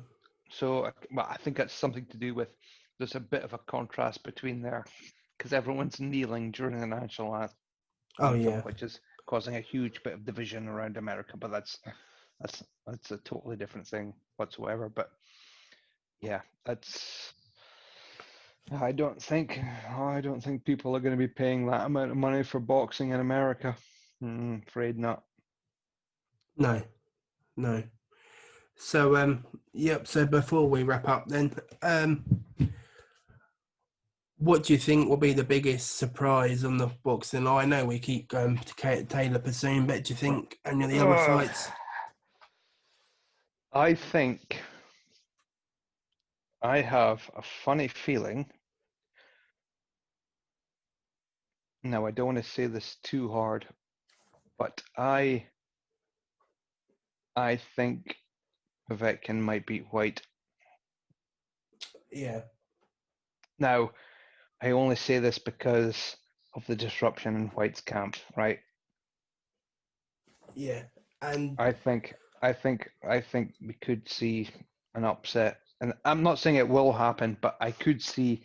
I think if there's going to be an upset, that's where it's going to come. yeah, yeah, I agree. And I think the other aspect is that we don't really know what his corner is going to be because we don't really know what sort of trainer this Miller is. Yeah, we got Miller and you've got Caldwell on there. I think there could be mixed messages throughout the fight, and one will say fight this way, one will be saying fight the other way, and I think it could be disastrous. But at the same time, it could be okay for Whyte, and I do think under normal circumstances, Whyte wins this fight, but I am just a little bit worried for Whyte in this fight, and I hope I'm totally wrong because I I don't want to see Whyte lose his fight. I want to see him stay and get his shot at Tyson Fury. I want to see that happen, but I'm a little bit worried about Whyte in this fight. Yeah, A little bit yeah, worried. yeah. I think I would agree with you there. So Yeah, we've been going quite a while for our podcast tonight, so I think Yeah, we'll let the listeners finish there. It'd be interesting to see if any of them can let us know if they made it to the end. That's quite an achievement.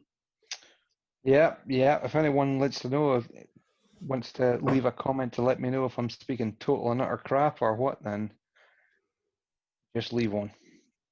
Yeah, right. So yeah, as we said, we're looking forward to it. Maybe there could be that upset. I'm sure we'll come back next week to discuss all the action and maybe do a review as a whole on Fight Camp and what we found good and what we didn't like. Yeah, I'm sure we will. No worries, mate. Yep. So thanks for listening, guys, and we'll Yeah, see you next time. take it easy, everybody.